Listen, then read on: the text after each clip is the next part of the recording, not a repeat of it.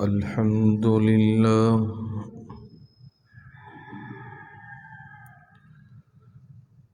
الحمد لله وكفى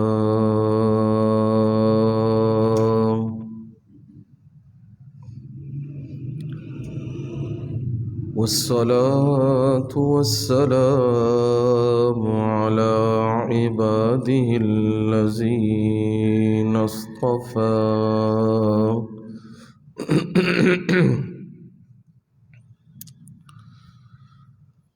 خصوصا على سيد الرسل وخاتم الأنبياء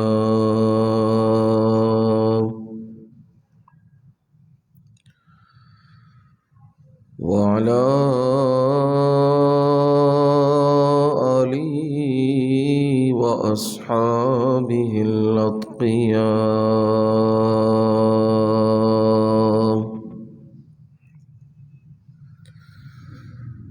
أما بعد فأعوذ بالله من الشيطان الرجيم.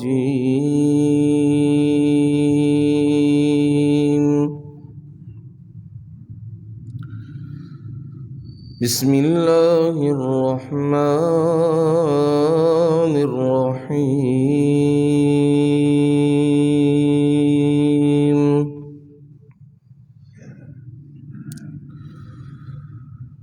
قل إن كان آباؤكم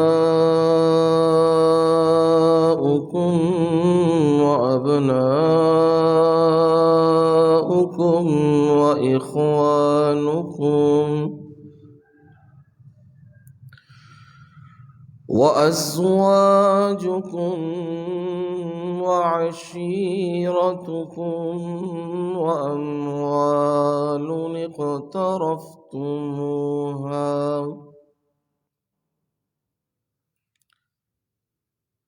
وتجارة تخشون كسادها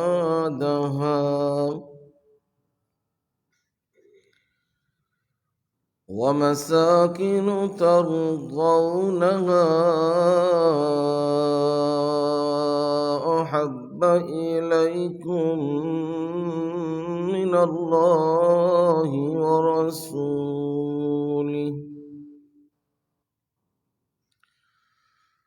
وجهاد في سبيله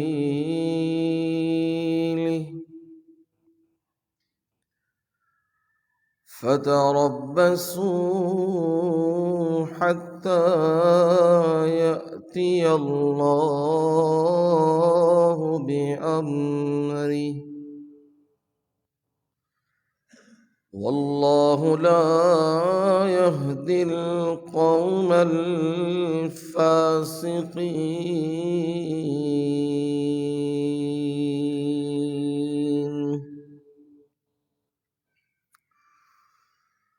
قل إن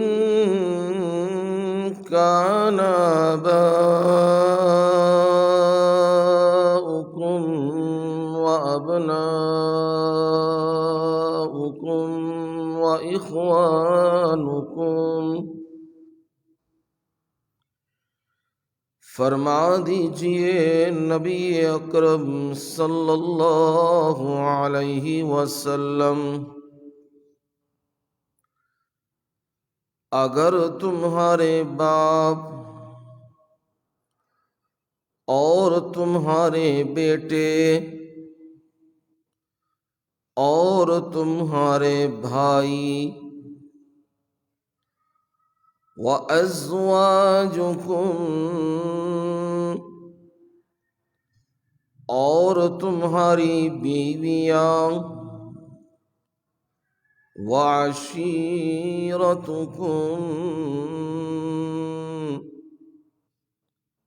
اور تمہارے رشتہ دار وَأَمْوَالٌ اقْتَرَفْتُمُوهَا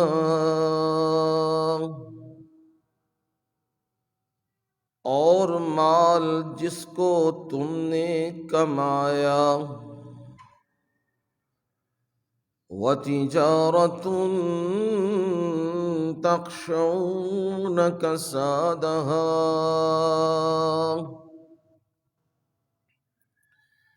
اور تجارت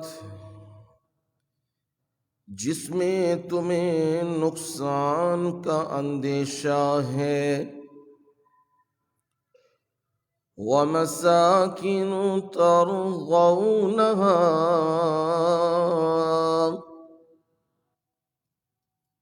اور وہ کوٹھیاں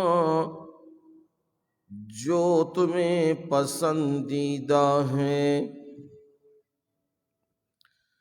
احب الیکم من اللہ ورسولہ وجہاد فی سبیلہ،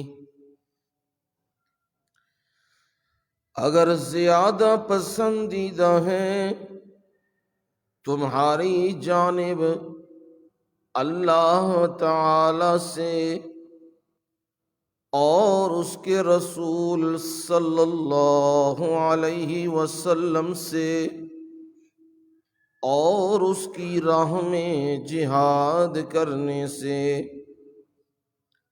فتربصوا، تو انتظار کرو، حتی یأتی اللہ بأمرہ، یہاں تک کہ اللہ تعالی اپنا حکم لے آئے، یعنی عذاب لے آئے۔ واللہ لا یہدی القوم الفاسقین،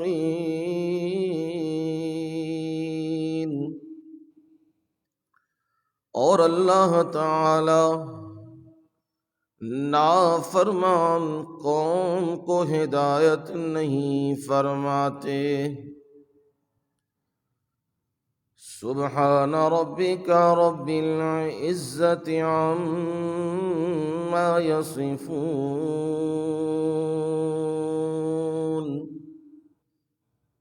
وسلام علی المرسلین والحمد للہ رب العالمین۔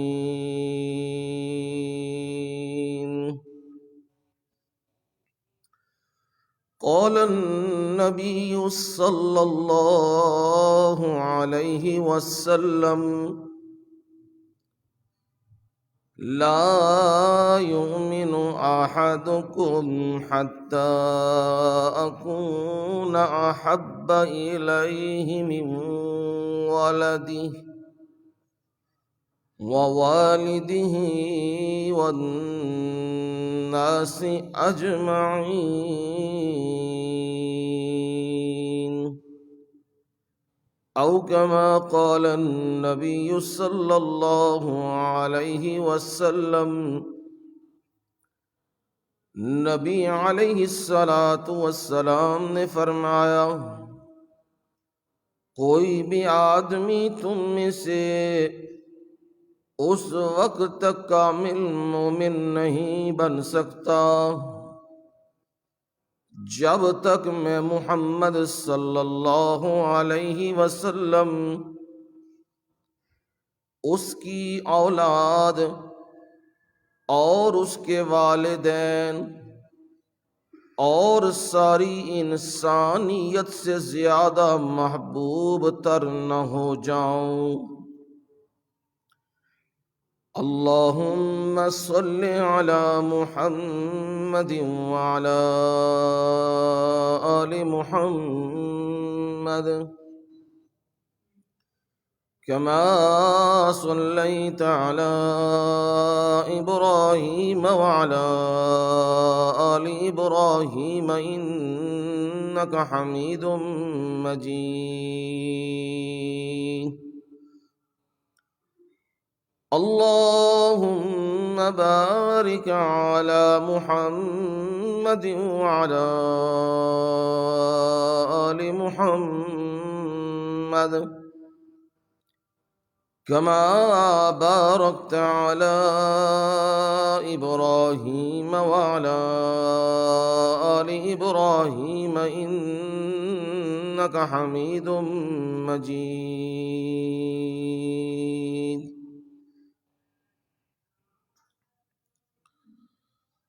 قابل عزت احترام و اکرام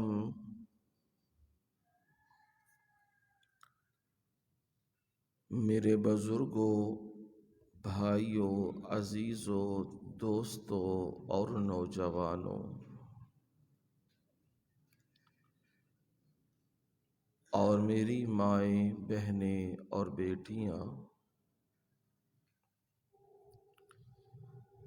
آپ تمام سامعین کے سامنے اللہ تعالیٰ کی بابرکت مطہر عرفہ اور منزہ کلام سے 10ویں پارے میں سے سورہ توبہ کی آیت نمبر 24 تلاوت کی ہے، اور اس آیت کا ترجمہ سادہ سے الفاظ میں آپ کے گوش گزار کر دیا ہے، آپ کو سنا دیا ہے۔ نبی علیہ السلام کے ارشادات فرمودات میں سے ایک فرمان مبارک،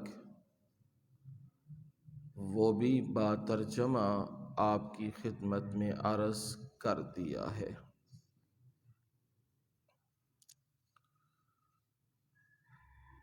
کئی جمعوں سے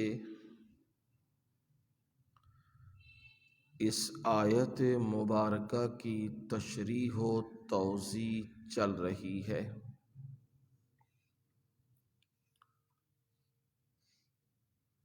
مقصود و مطلوب یہی تھا کہ اللہ کی کتاب اور نبی علیہ السلام کے فرامین سے لوگوں کے دل و دماغ کو منور کیا جائے، انہیں روشنی مل جائے، تاکہ وہ اپنی زندگی کا راستہ اس روشنی میں متعین کر سکیں اور اپنی زندگی کو خوبصورت اور بہترین بنا سکیں۔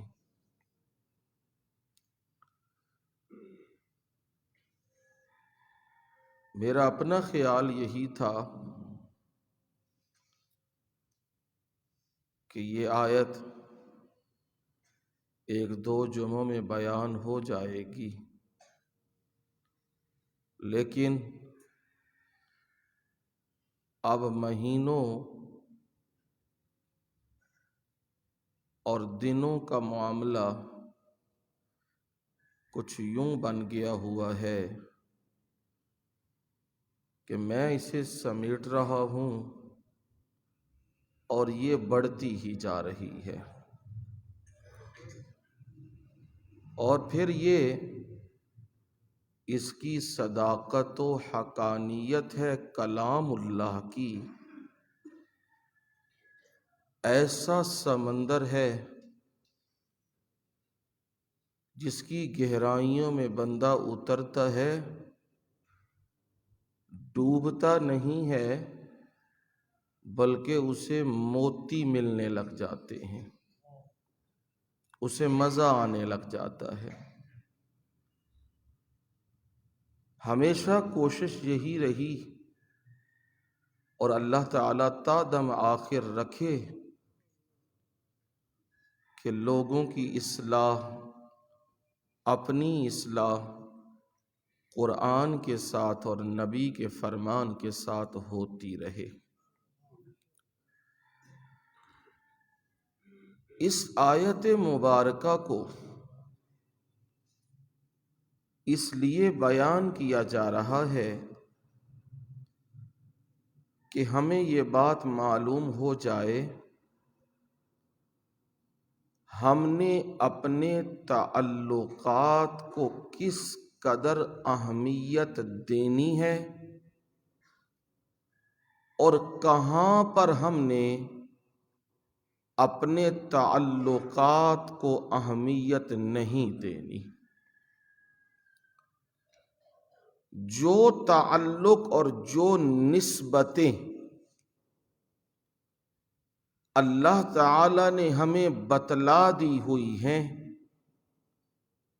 ان نسبتوں اور ان تعلقوں کو ماننا، اس پر عمل کرنا عبادت کہلاتا ہے۔ جب بندہ تجارت کرے، ظاہراً تو وہ کاروبار کر رہا ہے، اس میں رکوع سجدہ تو کوئی نہیں کر رہا، اس میں قیام اور طواف تو کوئی نہیں کر رہا، ظاہراً وہ تجارت کر رہا ہے، روزی کما رہا ہے، محنت کر رہا ہے، مزدوری کر رہا ہے، لیکن اس بندے کی تجارت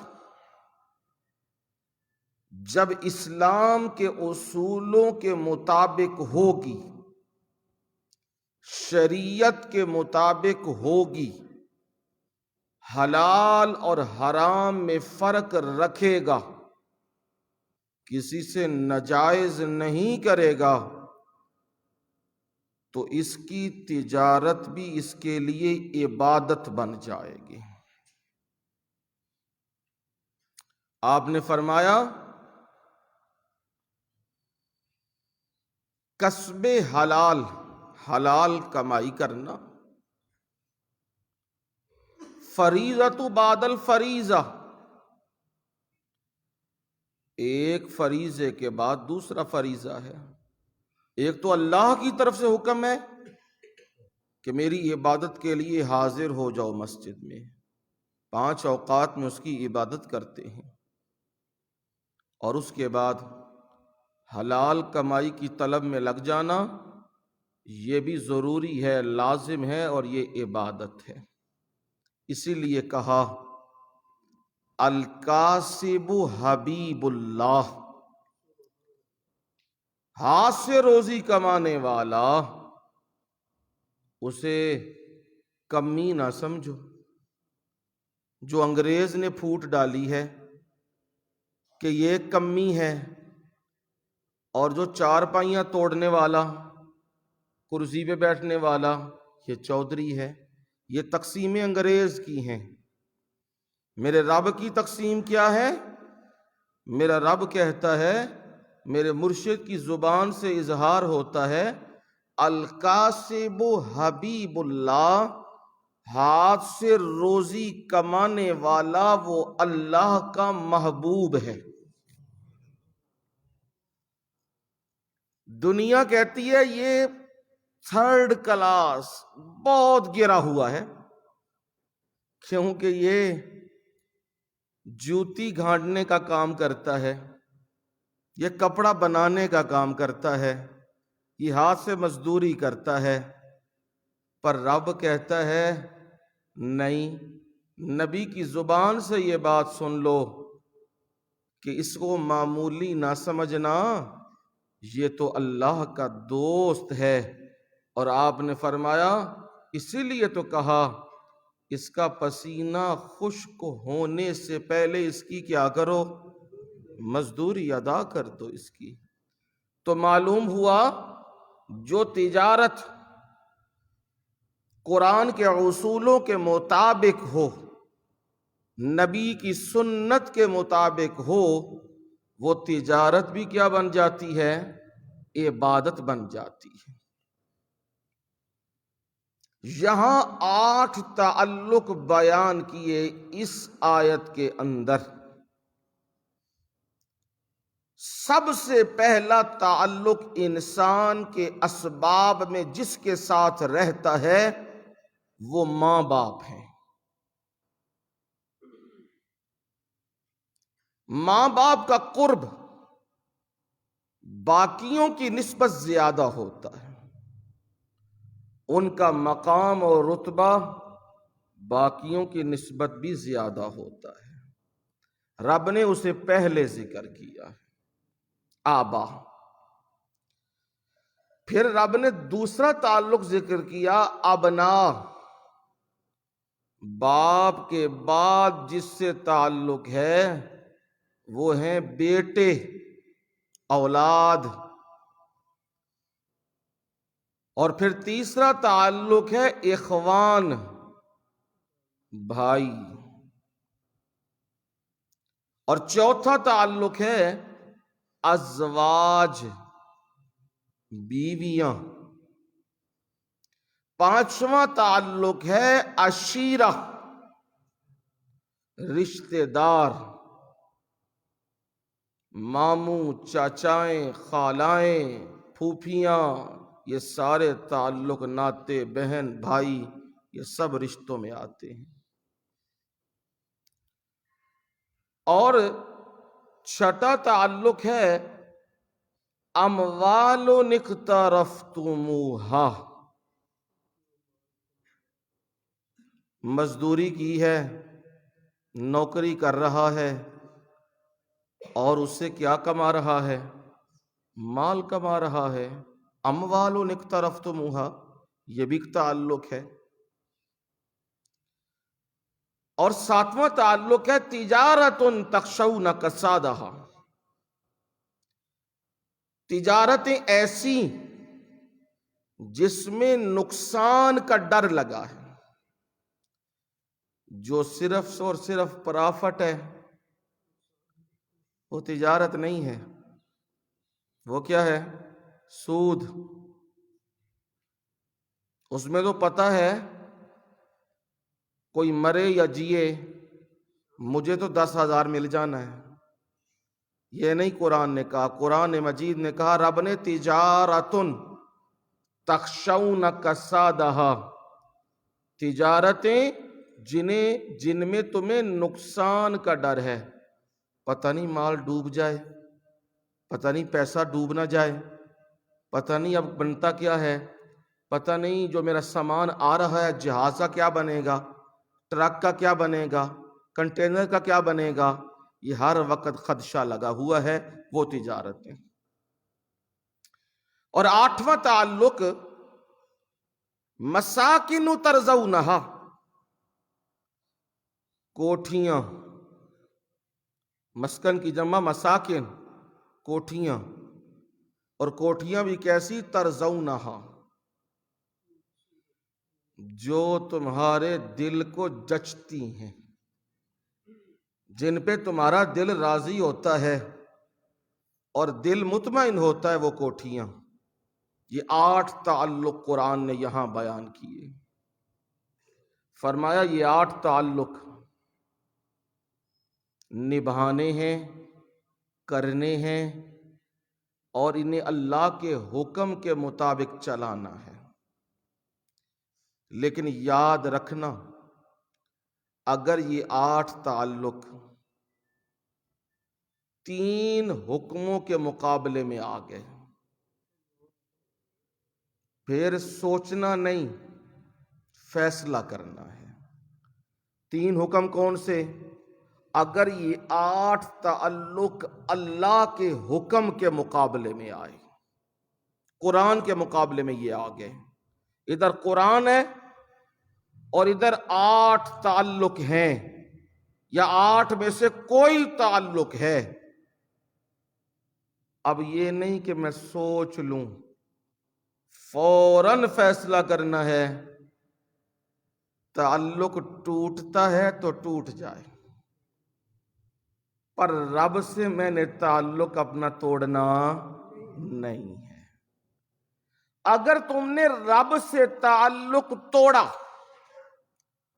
اور ان 8 تعلقات کو برقرار رکھا میرے حکم کے مقابلے میں، پھر یاد رکھنا کوئی تعلق تمہیں بچا نہیں سکے گا، پھر میں تمہیں رسوا اور ذلیل کر دوں گا، پھر میرا عذاب تمہیں تباہ و برباد کر دے گا۔ اور دوسرا، رسول اللہ صلی اللہ علیہ وسلم کا حکم اور فرمان، سنت کے مقابلے میں یہ 8 تعلق آ جائیں، بھائی کو رکھوں، بہن کو رکھوں، ماں باپ کو رکھوں، رشتہ داروں کو رکھوں، بیویوں کو رکھوں، اور اپنے بیٹوں کو رکھوں، یا رسول کی سنت کو رکھوں؟ کیا فیصلہ کرنا ہے جی؟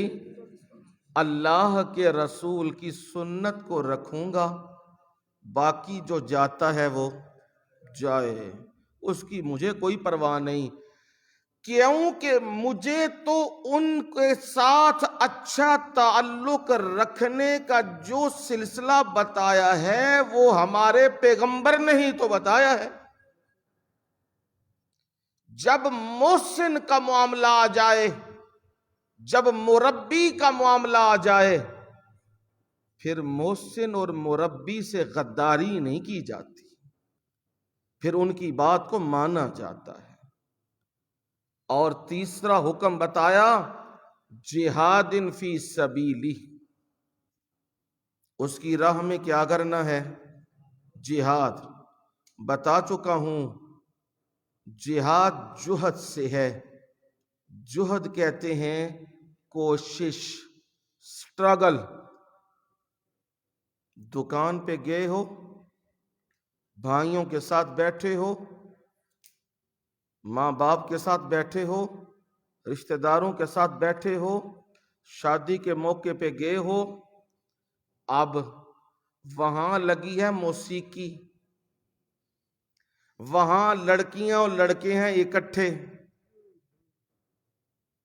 وہاں مرد و عورت ہیں اکٹھے، وہاں ڈانس، موویاں، سب کچھ چل رہا ہے۔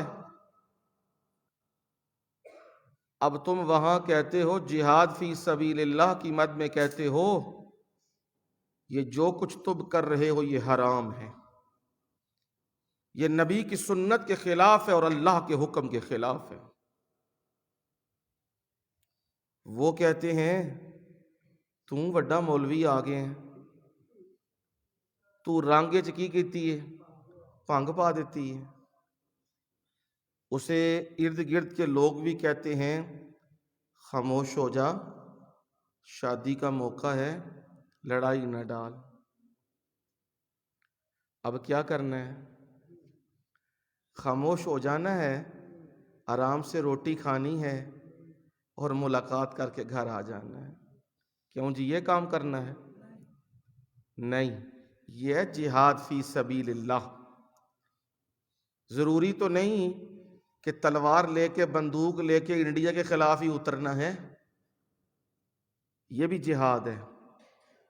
رشتہ داروں کو حق بات کہنا، ماں باپ کو حق بات کہنا، بہن بھائیوں کو حق بات کہنا، دوستوں اور ساتھیوں کو حق بات کہنا، یہ بھی کیا ہے؟ جہاد ہے، اور یہ کرنا ہے۔ رہ گئی بات ناراض ہو جائیں گے یا راضی ہو جائیں گے، اس بات کی پرواہ نہ کیا کرو، وہ مالک ناراض نہ ہو، بس۔ باقی راضی بھی ہوتے ہیں اور ناراض بھی ہوتے ہیں، اور جب بندہ سچ بات کہہ کے ناراضگی منہ لے تو اس کا دل مطمئن ہوتا ہے، وہ کہتا ہے نہیں، میں نے جو بات کی اپنی نہیں کی، اللہ اور اس کے رسول کی ہے۔ اس لیے میں یہ کہتا ہوں احباب اور ساتھیوں کو، یہ موقع بھی آ جائے نا جہاد فی سبیل اللہ کا، آنکھیں بند نہ کیا کرو، بولا کرو، کہا کرو یہ غلط کام ہے جو تم کر رہے ہو، احتجاج کیا کرو، مان جائیں تو بسم اللہ، نہ مانے تو اس محفل سے نکل آؤ۔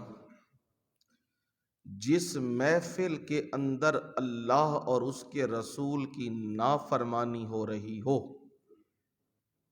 وہاں بیٹھے رہو گے تو عذاب میں کیا ہو جاؤ گے؟ تم بھی داخل ہو جاؤ گے نا۔ اور وہ حدیث کا مشہور واقعہ، ایک بستی پہ رب نے عذاب کا معاملہ کیا، فرشتے کو بھیجا، اس بستی کو تہ و بالا کر دو۔ جب وہ بستی میں پہنچا تو وہاں دیکھا ایک عبادت گزار بندہ ہے، بڑا نیک بندہ ہے، بڑا صالح آدمی ہے۔ رب سے یہ کہنے لگا فرشتہ، میرے مولا آپ کے حکم کی خلاف ورزی تو ہم نہیں کر سکتے، پر میرے مولا اس بستی میں ایسا بندہ بھی ہے جو بڑا نیک ہے۔ چلو ساری بستی تو گڑبڑ ہے، وہ تو نیک ہے، وہ تو اچھا ہے، وہ تو عبادت گزار ہے، پروردگار اس سے کوئی رعایت و معافی ہے؟ اللہ اللہ، رب نے حکم یہی دیا، بستی کو بعد میں تباہ و برباد کرنا، اسے سب سے پہلے تباہ و برباد کرو۔ حیران و پریشان، یہ کیا؟ فرمایا اللہ اللہ، فرمایا اس لیے میرے دین کی عزت کا جنازہ نکلتا تھا، میرے احکامات کی دھجیاں اڑتی تھیں، اور یہ اپنی عبادتوں میں مشغول و مصروف رہتا تھا۔ اسے غیرت نہیں آتی تھی کہ میرے دین کے ساتھ کیا کیا جا رہا ہے، لوگ کن گناہوں میں ملوث ہیں، اور یہ بولتا بھی نہیں تھا، اپنے کام میں لگا رہتا تھا۔ اس لیے اس کو بھی نہ چھوڑنا، یہ بھی ان کے ساتھ شامل ہے، بلکہ ان سے بھی بڑا گناہگار ہے۔ اس لیے تلقین کرتا ہوں احباب کو، جب یہ موقع آ جائے تو جہاد فی سبیل اللہ کا علم بلند کیا کرو۔ یہی مواقع ہوتے ہیں، سالگرہ دیکھی ہے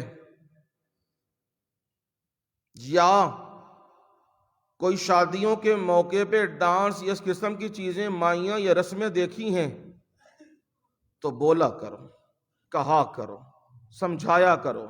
نہیں مانتے، ہٹ جاؤ وہاں سے، کیونکہ اس محفل میں کسی بھی وقت اللہ کا عذاب آنے ہی والا ہے۔ اگر تم خاموش بیٹھے رہو گے، تم بھی اس میں شامل ہو جاؤ گے، کیونکہ رب نے اس آیت میں یہی حکم دیا ہے، اگر تم نے یہ کام کیا تو پھر انتظار میں رہنا، بس اللہ کا عذاب آنے ہی والا ہے۔ اب اس میں آپ نے سن لیا، والدین بھی، اولاد بھی، بیٹے بھی اور بھائی بھی۔ پچھلے جمعے ہی آپ نے سنا بھائیوں کا کیا مقام ہے اور کیا رتبہ ہے، میں نے قرآن و حدیث کی روشنی میں آپ کو سمجھائی بات۔ آج چوتھی چیز ہے ازواج۔ ازواج زوجن کی جمع ہے، خامد کے مقابلے میں ہو تو بیوی پہ بولا جائے گا، بیوی ہو تو خامد پر بولا جائے گا، دونوں اس میں شامل ہیں ازواج کے اندر۔ اللہ تعالی نے نسل انسانی کو بڑھانے کے لیے یہ پاک اور مقدس اور طیب سلسلہ شروع کیا ہے، جسے زوجین کا سلسلہ کہتے ہیں، خامد اور بیوی کا۔ انسان کے اندر اللہ تعالی نے وہ قوت رکھی ہے جو قوت فرشتوں کے اندر نہیں ہے، وہ انسان کے اندر رب نے رکھی ہے۔ اسے 3 قسم کے نفسوں سے اللہ نے نوازا ہے، نفس امارہ بھی ہے، نفس لوامہ بھی ہے، اور نفس مطمئنہ بھی ہے۔ تینوں ہیں. بندے کی مرضی ہے جسے مرضی پالش کرے. میں نے آسان لفظ میں بات سمجھا دی ہے. تینوں رب نے رکھے ہیں اندر. بندے کی مرضی ہے، نفس امارہ کی طرف دوڑتا ہے، اس کی بات مانتا ہے. نفس لوامہ کی بات مانتا ہے، نفس مطمئنہ کی بات مانتا ہے. یہ بندے کے اختیار میں ہے. امارہ کیا؟ جو تمہیں ہر وقت برائی کا حکم دیتا ہے. کہتا ہے کوئی نہیں دیکھ رہا، اٹھا لے پیسے. وہ کہتا ہے، نفس کہتا ہے زمین تے رولے والی ہے، کنوں کی پتہ ہے، رجسٹری تیرے ہاتھ چ. تحصیلدار تے پٹواری نال تھوڑا جا گاٹی شاٹی لا، زمین ولیٹ لے، کنے پوچھنا ہی. یہ کیا ہے؟ نفس امارہ. یہ جائیداد تیرے پاس ہے، یہ تو یتیم ہے چھوٹے چھوٹے، انہیں کیا پتا کیا ہے کیا نہیں، کھینچ جا اپنی طرف. یہ کون سا نفس ہے؟ امارہ. قرآن میں اس کا ذکر موجود ہے. ذَلِكَ لِيَعْلَمَ أَنِّي لَمْ أَخُنْهُ بِالْغَيْبِ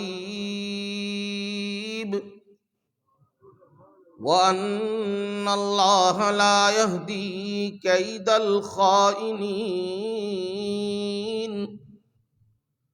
وَمَا أُبَرِّئُ نَفْسِي إِنَّ النَّفْسَ لَأَمَّارَةٌ بِالسُّوءِ إِلَّا مَا رَحِمَ رَبِّي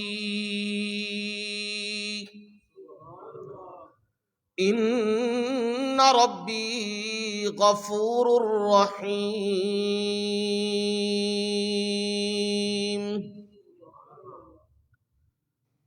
یوسف صدیق کے پاس بادشاہ کا قاصد آیا اور آ کے کہنے لگا، بادشاہ نے حکم دیا ہے تو جیل کی سلاخوں میں کہاں ہے، تیرا مقام تو محل کے اندر ہے، تو جیل میں کیا کر رہا ہے؟ بادشاہی ایوانوں میں تیرا مقام ہے، چل میرے ساتھ. اور بادشاہ نے بلایا ہے. یوسف علیہ السلام نے کہا، ارجی الی ربک، واپس جا، لوٹ جا اپنے بادشاہ، اپنے مالک کے پاس جا اور اس کے جا کے کہہ. وہ یوسف کہتا ہے، میں جیل سے باہر نہیں آؤں گا. اللہ اللہ. نبی علیہ السلام نے فرمایا، یوسف تو بڑا صابر تھا. یوسف تو بڑا صابر تھا. اگر میں یوسف کی جگہ ہوتا تو مجھے کوئی بلانے آتا، میں دیر نہ لگاتا. لیکن یوسف تو بڑا صابر تھا. بادشاہ کا قاصد کہہ رہا ہے، وہ ساقی چل میرے ساتھ، اور وہ کہہ رہا ہے نہیں نہیں میں تو نہیں جاؤں گا. بادشاہ سے کہہ، فَاسْأَلْهُ مَا بَالُ النِّسْوَةِ اللَّاتِي قَطَّعْنَ أَيْدِيَهُنَّ، ان عورتوں کا معاملہ کیا ہے جنہوں نے اپنے ہاتھوں کو کاٹ لیا تھا. جب تک وہ صفائی نہیں ہوتی، جب تک وہ معاملہ کھلتا نہیں، میں جیل سے باہر نہیں جاؤں گا. جا میرا پیغام دے. بادشاہ نے جب یہ بات سنی، اپنے ساری ایجنسیوں کے ساتھ اور وزراء کے ساتھ فوراً جیل کے اندر آ گیا ہے.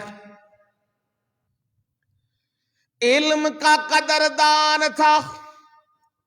خواب کی تعبیر آئی تھی تو دل کو لگی، کہا یہ تو بندہ بڑا قیمتی ہے، علم والا ہے، اور علم میں بھی اس کا مقام بڑا اونچا ہے۔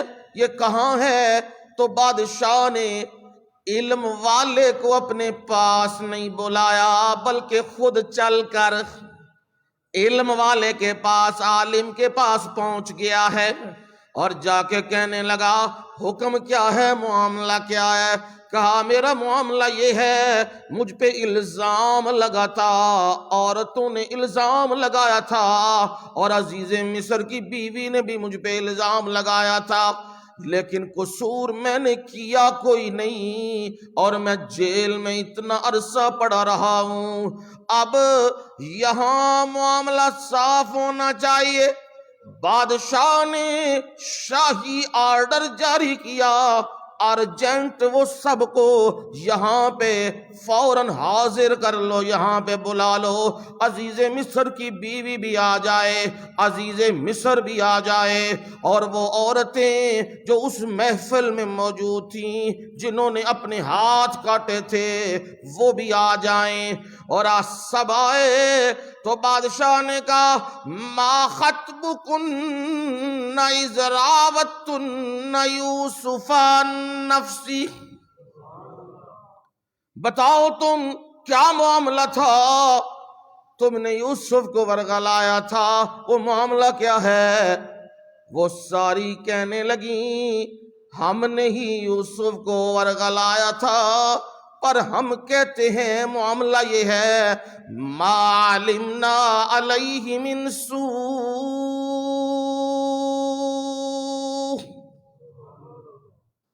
ہم نے بڑے بڑے لوگ دیکھے، ہم معمولی عورتیں نہیں، ہم بادشاہوں، وزراؤں، ایم پی اے، اور ہمارا لوگوں کے ساتھ بڑا تعلق واسطہ ناتا رہتا ہے، کوئی گفتگو کرتا ہے تو ہمیں محسوس ہونے لگ جاتا ہے یہ کدھر جا رہا ہے، پر خدا کی قسم ہے یوسف کو بھی تو ہم نے دیکھا، ما علمنا علیہ من سوء، ہم نے رائی کے دانے کے برابر بھی یوسف میں کوئی برائی نہیں دیکھی۔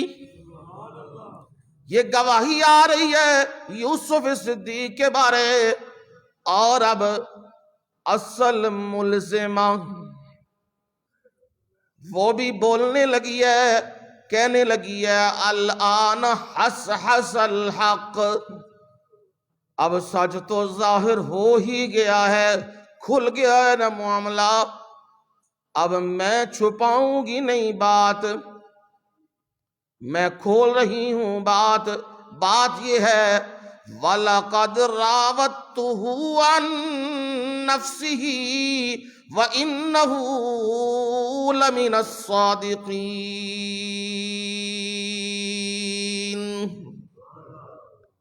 میں نے ہی یوسف کو ورغلایا تھا،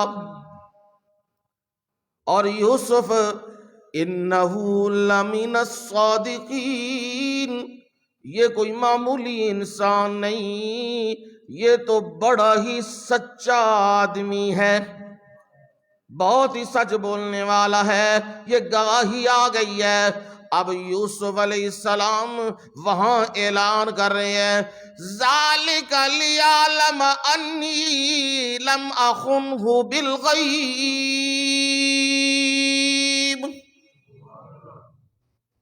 نبیوں کا کام تو ہوتا ہے پردہ پوشی کرنا، میرے مرشد نے بھی فرمایا من ستر مسلمن سترہ اللہ یوم القیامہ، جو آدمی کسی کا گناہ دیکھتا ہے، کوئی گڑبڑ دیکھتا ہے، تو اسے چاہیے وہ لوگوں کے سامنے اشتہار نہ لگاتا پھرے، مشہوریاں نہ کر لگاتا پھرے، وہ کیا کرے ستر مسلمن، وہ اپنے مسلمان بھائی کے عیب پہ پردہ ڈال دے، گناہ پہ پردہ ڈال دے، پھر ہوگا کیا سترہ اللہ یوم القیامہ، قیامت کے دن اس بندے کو ساری مخلوق کے سامنے ضرورت ہوگی، آج میرے گناہ کھلیں گے، لوگ سمجھیں گے بڑا نمازی تھا، بڑا حاجی تھا،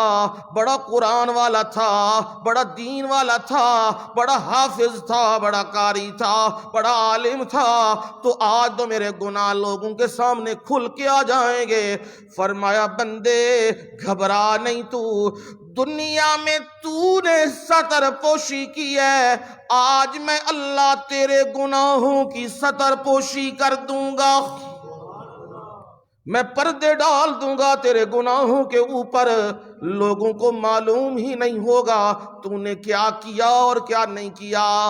اب یہ میرے مرشد کا فرمان ہے، ہمیں سبق اور سلیقہ بھی سکھا دیا ہوا ہے، گناہوں کی تشہیر نہ کیا کرو بلکہ اس کے اوپر پردہ ڈال دیا کرو۔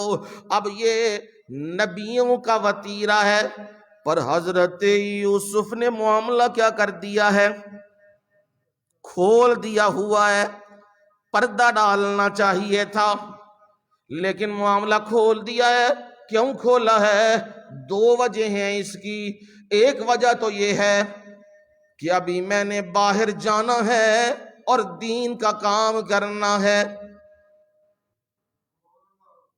ابھی میں نے جا کے نبیوں کی وراثت کا حق بھی ادا کرنا ہے، اور پتہ نہیں میرا رب مجھ سے کیا کیا کام لے گا۔ جب میں کوئی بات کروں گا تو لوگ تو کہیں گے نا تو وہی تو نہیں جو زلیخا کے ساتھ تھا،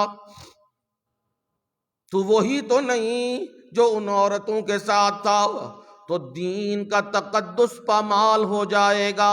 لہذا ضروری تھا آج معاملہ کھل جائے اور میں صاف ستھرا ہو کے باہر نکلوں۔ دوسرا معاملہ یہ تھا، اسباب کے دائرے میں عزیز مصر نے مجھ پہ بڑا احسان کیا تھا، میں تو مصر کے بازاروں میں رل رہا تھا، بک رہا تھا، عزیز مصر نے میرے سر پہ ہاتھ رکھا اور مجھے اپنے گھر کے اندر لے آیا، میری خدمت و تواضع کی اور اپنی بیوی کو کہنے لگا عَسَىٰ يَنفَعُنَا أَوْ نَتَّخِذَهُ وَلَدًا،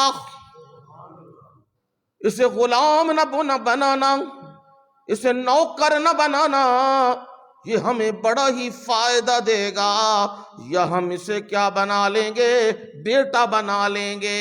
یہ باتیں بھی کی، میں اپنے مالک کا احسان کبھی بھی نہیں بھول سکتا، میں نے اس لیے معاملہ کیا ہے آج میرے مالک کو یہ بات پتہ لگ جائے، وہ تو اپنے ورکنگ میں جاتا، کام میں جاتا، پیچھے میں گھر موجود ہوتا، اور میں جوان جہان ہوں، حسن والا ہوں، پر میں بتانا چاہتا ہوں میں نے لِيَعْلَمَ أَنِّي لَمْ أَخُنْهُ بِالْغَيْبِ،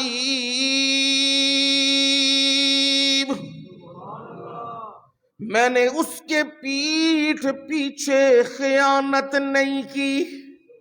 سبحان اللہ، سبحان اللہ۔ حضرت یوسف نے کیا بات کی ہے میں اسے بتانا چاہتا ہوں، تو نے مجھ پہ اعتماد کیا تھا، میں نمک حلال ہوں، میں نمک حرام کرنے والا نہیں ہوں، میں نے حلال کا ثبوت دیا ہے، میں نے تیری عورت کی طرف میلی نگاہ سے بھی نہیں دیکھا ہے، اور مجھے یقین ہے ان اللہ لا یہدی کید الخائنین،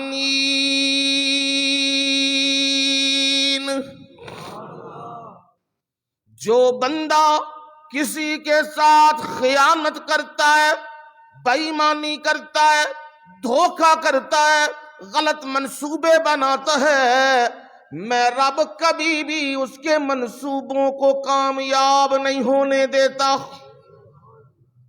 وہ جتنا مرضی زور لگا لے، رشتہ داریاں توڑنے کا، تباہیاں اور بربادیاں کرنے کا جو چاہتا ہے وہ کر لے، وہ کبھی کامیاب نہیں ہوتا۔ آگے پیارے یوسف نے کہا ہے ما ابرئ نفسی،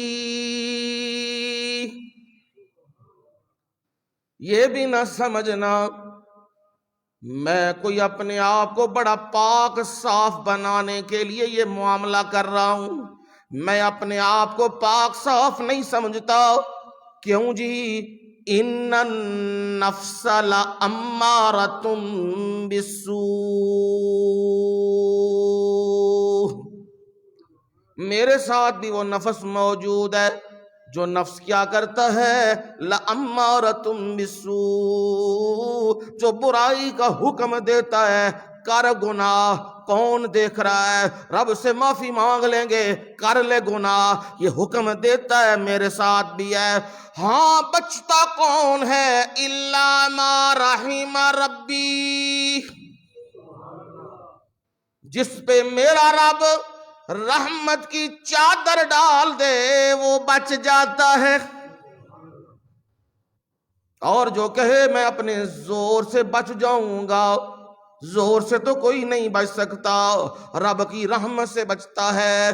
یہ نفس امارہ انسان کے اندر موجود ہے، اور دوسرا بھی ہے جس کی رب نے قسم بھی اٹھائی ہے، لا اقسم بیوم القیامہ ولا اقسم بالنفس اللوامہ، قیامت کے دن کی قسم بھی رب نے اٹھائی، اور نفس لوامہ، لوامہ کیا ہے؟ جو انسان کو ملامت کرتا ہے، اوے ظالم تو نے یہ کام کیوں کیا ہے، اوے یہ غلط کام ہے، اوے اللہ سے معافی مانگ، اوے توبہ کر، اوے چل نماز کے لیے، اوے کیوں تو نے نماز چھوڑی ہے، اوے کیوں تو نے قرآن چھوڑا ہے، اوے کیوں تو غیر اللہ کی نظر و نیاز کھانے لگا ہے۔ یہ نفس لوامہ یہ اسے ہلاتا رہتا ہے، یہ دوسرا نفس ہے۔ اور تیسرا ہے نفس مطمئنہ، یا ایتھا النفس المطمئنہ ارجعی الی ربک راضیۃ مرضیہ فادخلی فی عبادی وادخلی جنتی۔ او نفس مطمئنہ، جسے اطمینان ہے، جسے سکون ہے، اب وہ نماز نہ پڑھے، نماز نہ پڑھنے کے بارے میں سوچے بھی صحیح تو اس کا دماغ کہتا ہے نہیں نہیں چل، اس کے قدم اٹھنے لگ جاتے ہیں نماز کی طرف، اذان کی طرف، مسجد کی طرف، جمعے کی طرف، قرآن کی طرف، نیکی کی طرف۔ وہ گناہوں کی طرف نہیں دوڑتا بلکہ اس کی دوڑیں نیکی کی طرف لگی ہوئی ہے۔ رشتہ دار بھی ناراض ہیں، ماں باپ بھی ناراض ہیں، بہن بھائی بھی ناراض ہیں، قوم قبیلہ بھی ناراض ہے، دوست اور ساتھی بھی ناراض ہیں۔ یہ ہر وقت سنت کی بات کرتا ہے، ہر وقت اللہ کے دین کی بات کرتا ہے، پر یہ بندہ جب دنیا سے جانے لگتا ہے میں فرشتوں کو بھیج دیتا ہوں، وہ اس کی روح نکالتے ہیں تو کہتے ہیں یا ایتھا النفس المطمئنہ، او نفس اطمینان والی روح، وہ نفس کا معنی روح، او اطمینان والی روح، کیا کر؟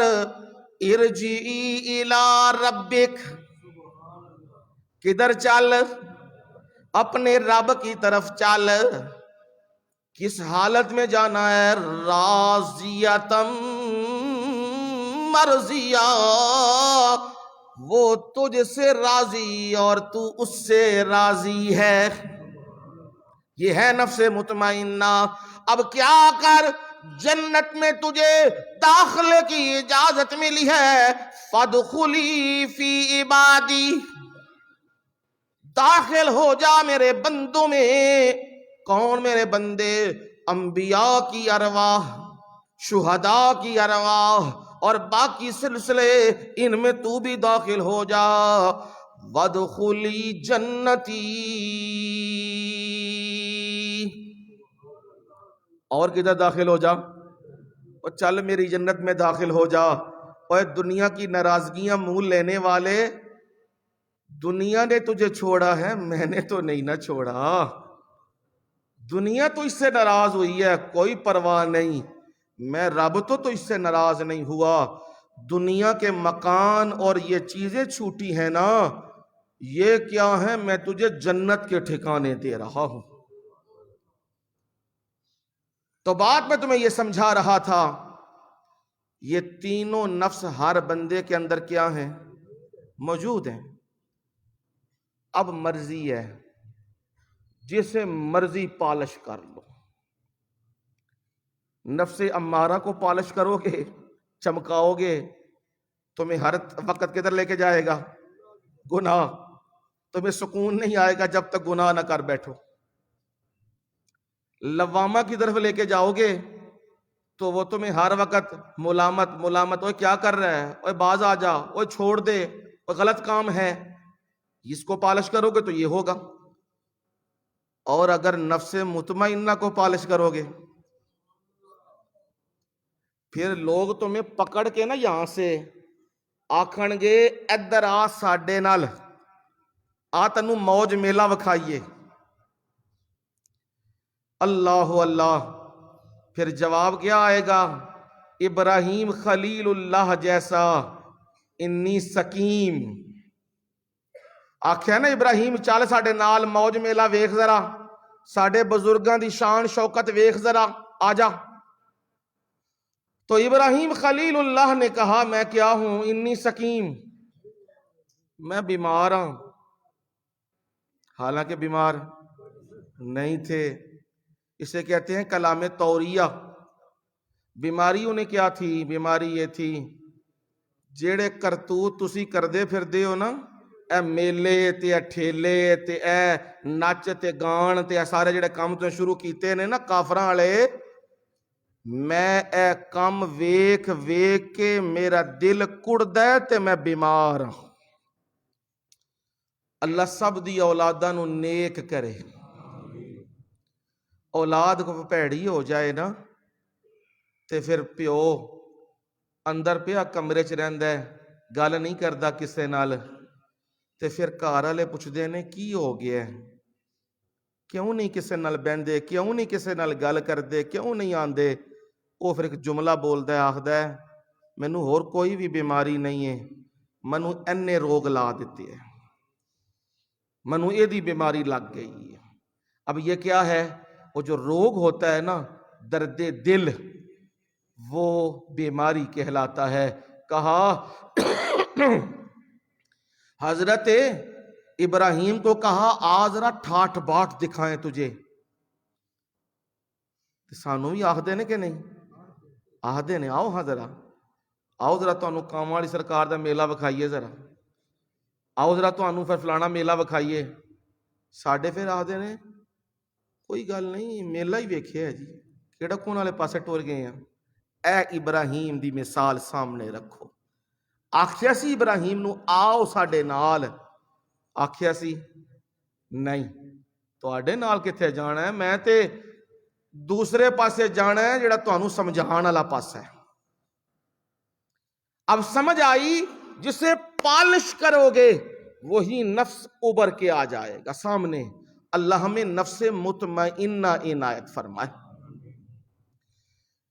رب نے اندر یہ طاقت رکھی ہے جس کو ہم نفسانی خواہش کہتے ہیں، مرد میں بھی رکھی ہے اور عورت میں بھی رکھی ہے۔ اگر وہ ناجائز طریقے سے پوری کی جائے تو وہ بدکاری اور زنا اور گناہ بنے گا۔ اگر وہ شرعی طریقے کے مطابق کی جائے، نکاح کے ساتھ کی جائے، وہ عبادت بن جائے گی۔ کیا بنے گی جی؟ ہاں، میرے سامنے حدیث ہے نبی علیہ السلام کی۔ آپ نے صحابہ نے پوچھا اللہ کے نبی صلی اللہ علیہ وسلم، ہم گناہ کرتے ہیں، گناہ ہوتا ہے، کوئی بندہ بدکاری کرے، برا کام کرے تو اسے کیا ملتا ہے؟ گناہ۔ کیا ہم اللہ کا حکم مان کے اور نکاح والا معاملہ کریں، زوجین کا حق پورا ہو تو اس کا ثواب ملے گا؟ آپ نے فرمایا جب تم گناہ کرتے ہو تو گناہ ملتا ہے کہ نہیں؟ بدکاری ہو تو گناہ ملتا ہے، جب اللہ کا حکم مان کے تم چلو گے تو تمہیں کیا ملے گا؟ اجر ملے گا، ثواب ملے گا، اور یہ عبادت کہلائے گی۔ یعنی زوجین کا تعلق، میاں بیوی کا تعلق، اللہ نے ایک رشتہ یہ بنایا ہے۔ اب اس رشتے کو بھی لوگ عجب انداز سے ڈیل کرتے ہیں۔ آج یہ رشتہ محض ایک رسم رہ گئی ہے۔ جس طرح جانور کو لاتے ہیں نا خرید کے تے لا کے بن دیندے نے، وہ کوئی گڑبڑ کرے تے سوٹا نہ پنج کٹ دیتے ہیں، نہ روٹی دا پتا، نہ کھان دا پتا، نہ او دے سلسلے دا پتا، نہ گرمی سردی دا پتا، بس ٹھیک ہے۔ تے جدو انہیں مطلب دا کام پورا نہ کیتا تے پھر کی کیتیا؟ منڈی چاڑیا، ساڑھے کام دا ہی نہیں۔ اس سے بھی بدتر سلوک آج عورتوں کے ساتھ کیا جا رہا ہے، اور مرد اس کو یہ سمجھایا جا رہا ہے معاشرے میں، تیری مردانگی یہ ہے کہ تو عورت کے اوپر ہاتھ اٹھا، تو اسے مار، تو اسے گالیاں نکال، تو اسے نیچے لگا، تو تیری مردانگی ہے۔ اگر تو اس سے مشاورت کرے یا بات کرے تو یہ تیری ہتک ہے، یہ تیری بے عزتی ہے، یہ غلط ہے۔ صحیح کیا ہے؟ میرے مرشد نے فرمایا صلی اللہ علیہ وسلم، خیرکم خیرکم لأہلی، تم میں سے سب سے بہترین بندہ وہ ہے جو اپنے گھر والوں کے ساتھ اچھا ہے، اپنی بیوی کے ساتھ اچھا ہے، اور انا خیرکم اہلی، میں اپنے گھر والوں کے ساتھ سب سے زیادہ بہترین ہوں، سب سے زیادہ اچھا ہوں، میں گھر والوں کا خیال بھی رکھتا ہوں، میں ان کے سلسلوں کا بھی خیال رکھتا ہوں۔ اور نبی صلی اللہ علیہ وسلم کی تعلیمات قرآن کے مطابق ہیں۔ قرآن مجید نے فرمایا وَمِنْ آيَاتِهِ أَنْ خَلَقَ لَكُم مِّنْ أَنفُسِكُمْ أَزْوَاجًا،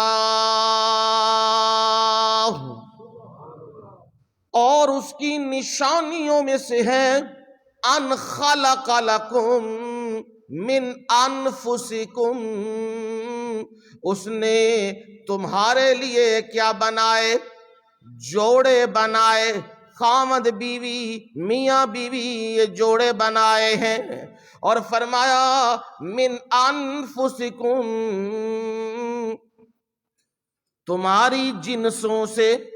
انسان کا تعلق انسان کے ساتھ ہے، جنات سے نہیں جوڑے بنائے، انسانوں سے بنائے۔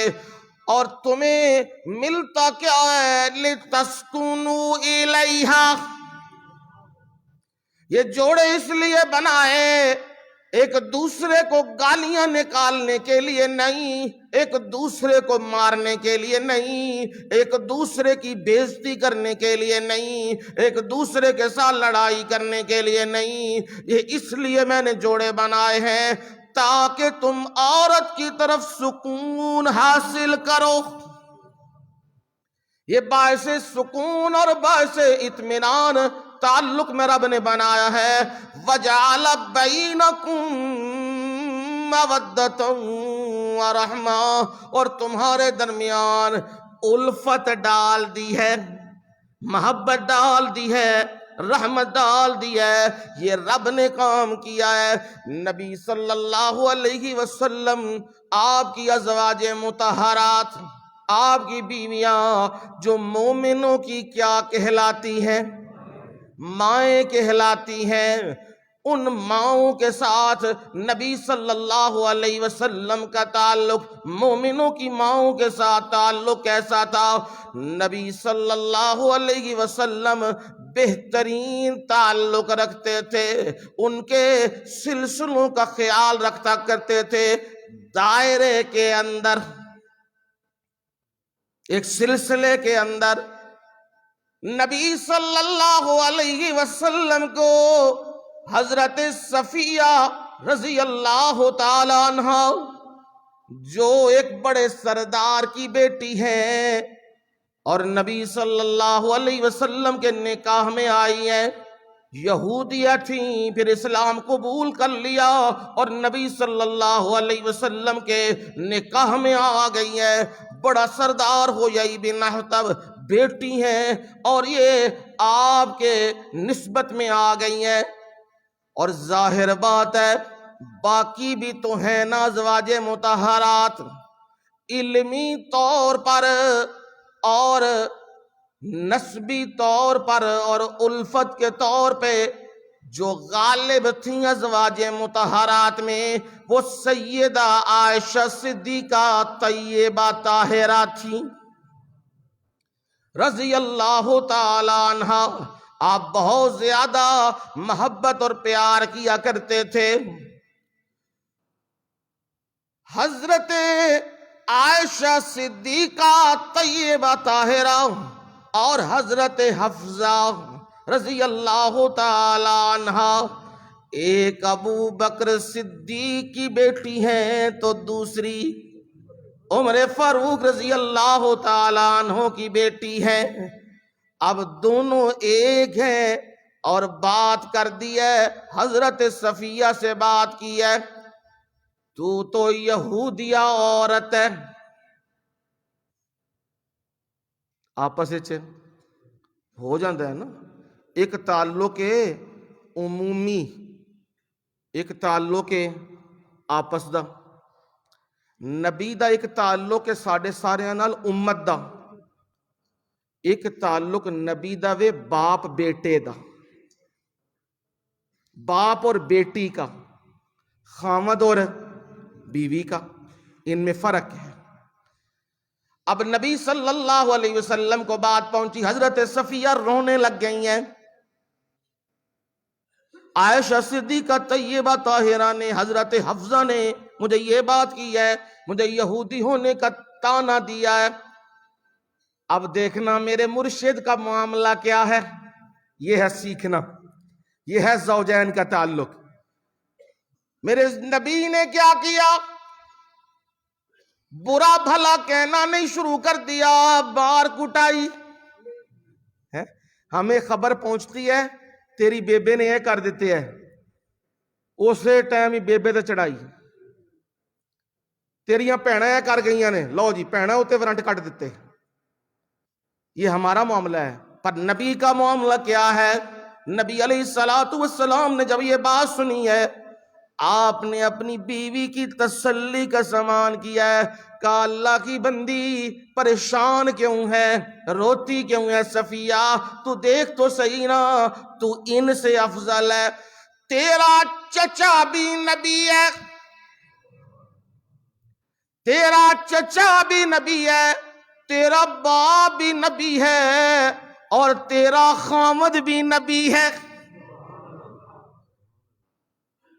یعنی نبی صلی اللہ علیہ وسلم دل جوئی کا معاملہ کر رہے ہیں، یعنی چچا موسیٰ کلیم اللہ بنی اسرائیل کے نبی تھے نا، یہ چچا ہیں تمہارے، ہارون تمہارا باپ ہے، اور میں محمد صلی اللہ علیہ وسلم میں خامد ہوں، تو کتنی عظمت والی ہے، تیرا چچا بھی نبی، تیرا باپ بھی نبی اور تیرا خامد بھی نبی۔ تو اپنی قسمت پہ رش کر۔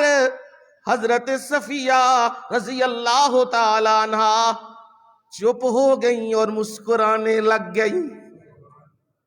یہ زوجین کا تعلق اس میں دراڑ آئی، اللہ کے نبی نے اسے یوں مرہم کے ساتھ صاف کر دیا ہے۔ یہ خاوند کا کردار ہوتا ہے، وہ سمجھدار ہو تو وہ کردار بخوبی نبھاتا ہے، پر ہے بھی سب سے زیادہ مظلوم۔ اس نے ماں کو بھی رکھنا ہے، اس نے بیوی کو بھی رکھنا ہے، اس نے اولاد کو بھی رکھنا ہے، اس نے بہنوں کو بھی رکھنا ہے، اس نے بھائیوں کو بھی رکھنا ہے، اس نے رشتہ داروں کو بھی رکھنا ہے، سب کے ساتھ چلنا ہے۔ تو یہ بندے کے اپنے زور پہ نہیں ہوتا، یہ اللہ کی رحمت کی وجہ سے ہوتا ہے۔ ہر وقت اس سے رحمت مانگا کرو، میرے مولا ہم کمزور ہیں، میرے مولا تو اپنی رحمتیں اتار، تو مددیں فرما، یہ رب سے درخواست کیا کرو۔ رسول اللہ صلی اللہ علیہ وسلم حضرت عائشہ صدیقہ طیبہ طاہرہ ان کے گھر میں بیٹھے ہیں، دستک ہوئی تو کنیزہ خادمہ وہ کہنے لگی اللہ کے نبی اجازت چاہتی ہوں، کچھ میٹھا لے کے آئی ہوں جو حضرت صفیہ رضی اللہ تعالی عنہا نے بھیجا ہے۔ جو ہی وہ خادمہ برتن لے کے اندر آئی، سیدہ عائشہ صدیقہ طیبہ طاہرہ وہ سامنے کھڑی ہیں اور کہنے لگی ہیں باری تو میری ہے، نبی تو میرے گھر میں ہیں، اب یہاں بھی ہم دونوں کو علیحدہ کیوں نہیں رہنے دیا جاتا؟ کیوں یہاں چیز بھیج رہی ہے؟ اگر بھیجنی ہے یا کھلانی ہے تو اپنی باری پہ کھلائے نا، یعنی جو وقت مجھے نبی کا ملا ہے میں وہ وقت کسی اور کو نہیں دینا چاہتی۔ اپنے خاوند سے یوں پیار ہے۔ اور غصہ آیا تو نبی صلی اللہ علیہ وسلم بیٹھے ہوئے ہیں، حضرت عائشہ صدیقہ نے کیا کیا، وہ برتن جس میں وہ میٹھا آیا تھا اٹھا کے یوں زمین پہ دے مارا ہے۔ ہم جیسا ہوتا تو ہم نے تو کہنا تھا مردانگی دکھانے کا وقت ہے، تھپڑ مارو، گالیاں دو، برا بھلا کہو، پر نہ میرے مرشد کا طریقہ دیکھو۔ میرے نبی صلی اللہ علیہ وسلم مسکرا رہے ہیں۔ فرمایا عائشہ اللہ کی بندی، جو تو نے بات کی ہے نا زبان سے، تو نے اس کے بارے میں بات کی ہے، تو نے اپنے رب کو ناراض کر دیا ہے۔ یہ ہے یعنی راہ پہ لانا ہو، دھکے شاہی سے کوئی راہ پہ نہیں آتا۔ اللہ کے دین کی بات کرو گے تو اللہ دل میں ضرور ڈال دے گا۔ وہ معاملہ اللہ کا تھا، تو نے بات کی ہے اس کے بارے میں، صفیہ کے بارے میں، تو وہ رب کو ناراض کر رہی ہے، جلدی کر صفیہ سے معافی۔ ہائے میری زبان سے یہ کلمہ نکل گیا ہے، اب مجھے میرے نبی نے بتا دیا، مجھے معاف کر دے۔ وہ بھی کشادہ دل تھی، کہنے لگی میں نے تجھے معاف کیا ہے۔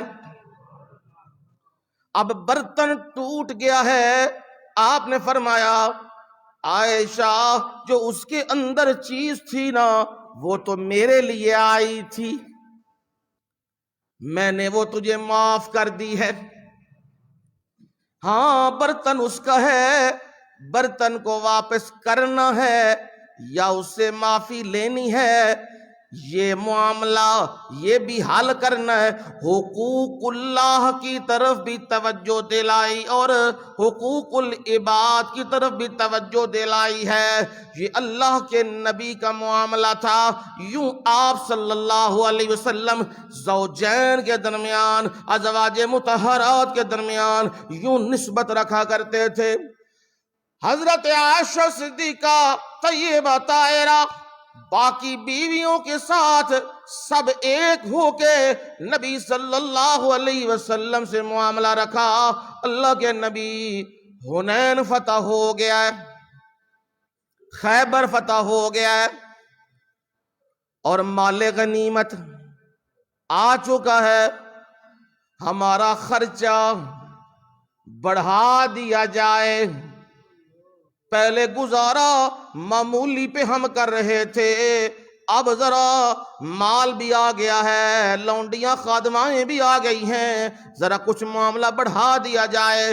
نبی صلی اللہ علیہ وسلم نے جب یہ بات سنی کہ نبی کے گھرانے میں دنیا کی باتیں ہو رہی ہیں، مال کی باتیں ہو رہی ہیں، یہاں خرچے بڑھانے کی باتیں ہو رہی ہیں، نبی کے گھر میں تو دین کی باتیں، قرآن کی باتیں ہونی چاہیے، یہ دنیا کہاں سے نبی کے گھرانے میں آ گئی ہے؟ نبی صلی اللہ علیہ وسلم اپنی بیویوں سے ناراض ہو گئے، اور ناراضگی یوں چل رہی تھی، آپ کلام نہیں کرتے تھے، ازواج مطہرات سے کلام نہیں کرتے تھے، علیحدہ ہوتے، پر خوش باش بھی نہیں تھے، پریشان تھے، نماز پڑھتے اندر حجرے میں چلے جاتے، صحابہ یہ دیکھ رہے تھے، پریشان تھے، کوئی ایسی بات کریں اللہ کے نبی خوش ہو جائیں، پر آپ کا چہرہ اقدس وہ تو تر و تازہ چمک رہا تھا، پر آپ کے چہرے اقدس پر مسکراہٹ نہیں تھی، گھر والیوں سے تعلق ناراضگی کا چل رہا تھا، یہاں تک کہ قرآن اتر آیا، سورہ احزاب آ گئی، یا ایھا النبی قل لازواجک ان کنتن تردن الحیاۃ الدنیا وزینتها فتعالین امتعکن واسرحکن سراحا جمیلا۔ اے نبی صلی اللہ علیہ وسلم، یہ جو دنیا کی ڈیمانڈ کرنے والی ہیں انہیں بلاؤ اپنے پاس، اور انہیں کہو اختیار انہیں دے دو، ان کنتن تردن الحیات الدنیا وزینتها، اگر تم دنیا کی زندگی کو پسند کرتی ہو اور اس کی خوبصورتی کو پسند کرتی ہو، فتعالینا، تو آؤ میرے پاس، امتعکن واسرحکن سراحا جمیلا، میں تمہیں تھوڑا سا فائدہ دوں اور تمہیں اچھے طریقے سے رخصت کر دوں۔ اور دوسرا پہلو بھی ہے، وَإِن كُنتُنَّ تُرِدْنَ اللَّهَ وَرَسُولَهُ، اگر تم اللہ اور اس کے رسول کو چاہتی ہو، وَالدَّارَ الْآخِرَةَ، اور آخرت کا گھر چاہتی ہو، فَإِنَّ اللَّهَ أَعَدَّ لِلْمُحْسِنَاتِ مِنكُنَّ أَجْرًا عَظِيمًا، تو اللہ تعالیٰ نے نیکوکار عورتوں کے لیے تم میں سے بہت بڑا اجر تیار کر رکھا ہے۔ اب تمہارا اختیار ہے، دنیا چاہتی ہو تو نبی کے گھر سے جانا پڑے گا، زوجیت سے نکلنا پڑے گا، پھر امہات المومنین کا جو لیبل ہے، جو تمغہ ہے، اس سے ہاتھ دھونا پڑے گا، اور اگر تم نبی کے ساتھ رہنا چاہتی ہو تو پھر اللہ اور اس کے رسول کو راضی رکھو، تو آخرت میں اللہ تمہاری ساری کسریں نکال دے گا۔ جب یہ آیات آئیں، ازواج مطہرات کو آپ نے بٹھا کے یہ آیات پڑھ کے سنا دیں، اب کہا تمہیں اختیار ہے، جو مرضی کرنا ہے، سوچ لو، سمجھ لو، میرے ساتھ رہنا ہے یا دنیا کے ساتھ رہنا ہے، فیصلہ کر لو۔ آپ نے سیدہ عائشہ صدیقہ طیبہ طاہرہ کو بلایا اور کہا، عائشہ رضی اللہ تعالی عنہا، تو خود فیصلہ نہ کرنا، تو کم عمر ہے، خود فیصلہ نہ کرنا، کہیں آپ کے دل میں یہ بات آئی، کہیں غصے میں آ کے، جذبات میں آ کے عائشہ صدیقہ یہ فیصلہ نہ کر لے میں نے نبی کے ساتھ نہیں رہنا، میں نبی عائشہ سے پیار بڑا کرتا ہوں، میں جدائی سہ نہیں پاؤں گا۔ آپ نے کہا عائشہ تو خود فیصلہ نہ کرنا، گھر چلی جا، جا کے اپنے ماں باپ کے مشورے سے بات کرنی ہے۔ میرے نبی کو یقین تھا، اللہ اللہ، میرے نبی کو یقین تھا ابو بکر رضی اللہ تعالی عنہ ساری دنیا کو چھوڑ سکتا ہے پر مجھ محمد کو چھوڑ نہیں سکتا صلی اللہ علیہ وسلم۔ ابو بکر کسی صورت بھی یہ نہیں چاہے گا عائشہ اس گھر سے نکلیں، لہٰذا آپ نے کہا باپ سے مشورہ کر لینا پھر بات کرنا۔ وہ بھی کوئی عام عورت نہیں، اللہ اللہ، وہ ابو بکر کی بیٹی ہے، وہ میرے رب نے میرے نبی کے نکاح میں دی ہے، وہ رشتہ میرے رب نے جبریل امین کے ذریعے نبی کو دکھایا ہے، یہ عام عورت نہیں ہے، اور یہ عورتوں میں وہ عورت ہے عائشہ صدیقہ طیبہ طاہرہ جن کے بستر پر وحی آ جایا کرتی تھی۔ اتنی پاکیزہ عورت تھی، اتنی پاک صاف عورت تھی، ان کے بستر پر وحی آیا کرتی تھی، ایسی پاکیزہ عورت تھی۔ پر وہ کہنے لگی اللہ دے نبی ہن منو اے بھی پوچھنا پوے گا اپنے ماں پیو کول میں نبی دے نال رہنا کہ نہیں رہنا؟ اللہ دے نبی میں فیصلہ کرنیا میرا مرنا جینا تہاڈے نال ہے۔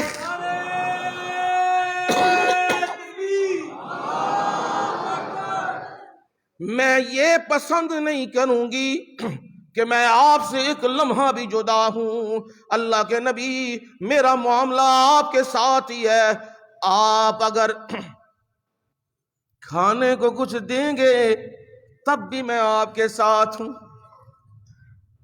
اگر گھر میں فاقے ہیں تو میں یہ نہیں کہوں گی مجھے لا کے دیجئے۔ اچھی عورت، بہترین عورت وہی ہوتی ہے جو اپنے خاوند کا ساتھ دے تنگ دستی کے زمانے میں، وہ سب سے بہترین عورت ہوتی ہے۔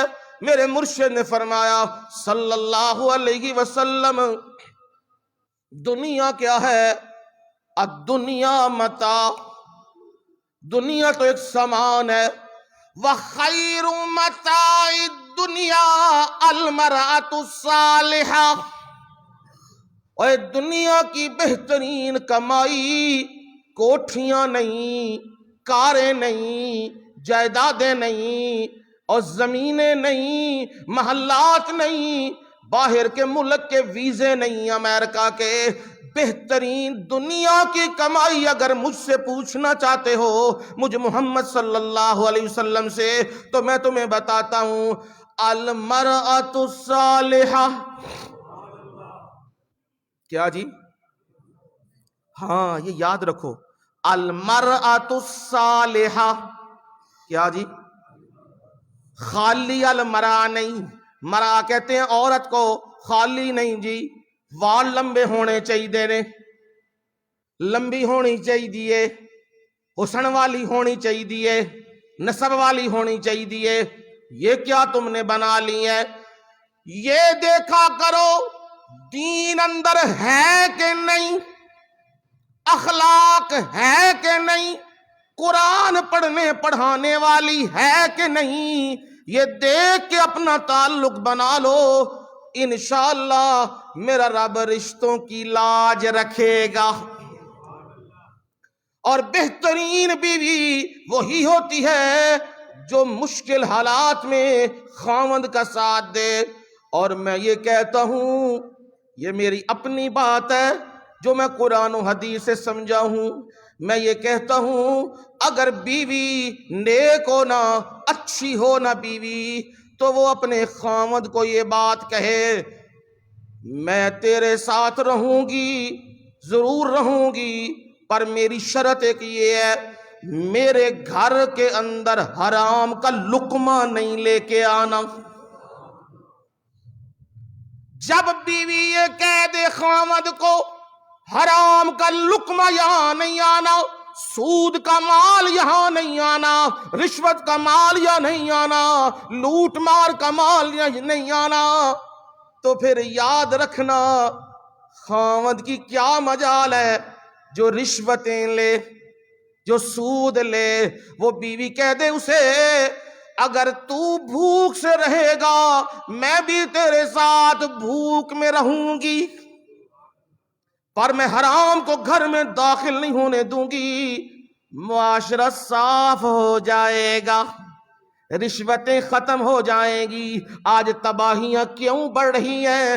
رشوتوں پہ ہاتھ کیوں لمبا ہو رہا ہے؟ سود پہ ہاتھ کیوں لمبا ہو رہا ہے؟ عورتیں اپنے خامدوں سے یہ ڈیمانڈیں کرتی ہیں، مجھے یہ گاڑی چاہیے، مجھے یہ سوٹ چاہیے، مجھے یہ جیولری چاہیے، مجھے یہ مکان چاہیے، میرے فلانے رشتہ دار کے پاس یہ ہے، میرے پاس نہیں ہے، میری بےزتی ہو گئی ہے، میں یہ کروں گی، میں وہ کروں گی۔ نانا یہ جاہلیت کی باتیں ہیں، یہ نہیں، بلکہ خاوند کو تسلی اور اطمینان دینی چاہیے۔ یہ اطمینان، تو جس حال میں مجھے رکھے گا میں اس حال میں تجھ سے راضی رہوں گی۔ اللہ اللہ۔ جب بیوی یہ کہتی ہے،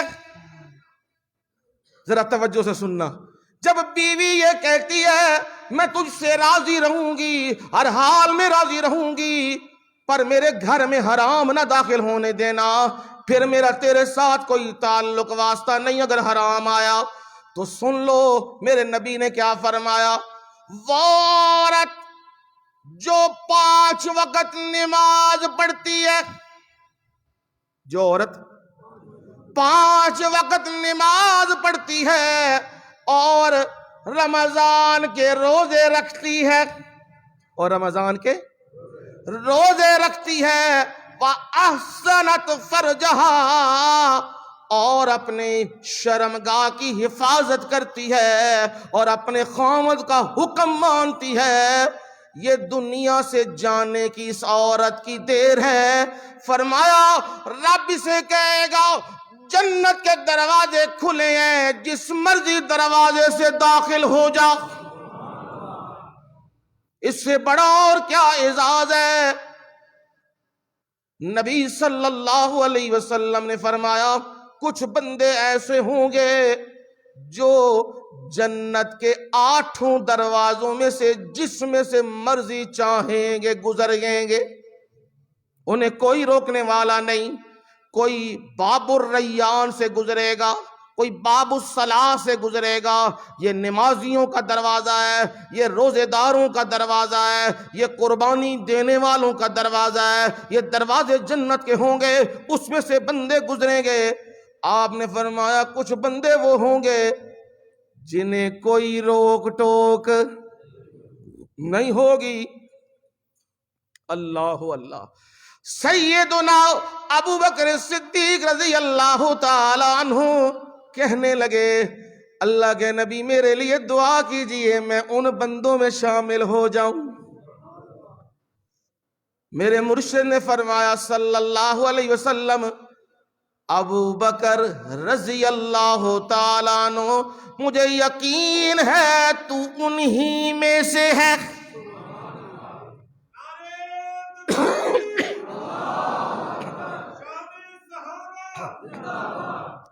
تو جس مرضی دروازے سے چاہے گا، دروازہ کیا جنت انتظار میں رہے گی، ابو بکر کب میرے اندر داخل ہو۔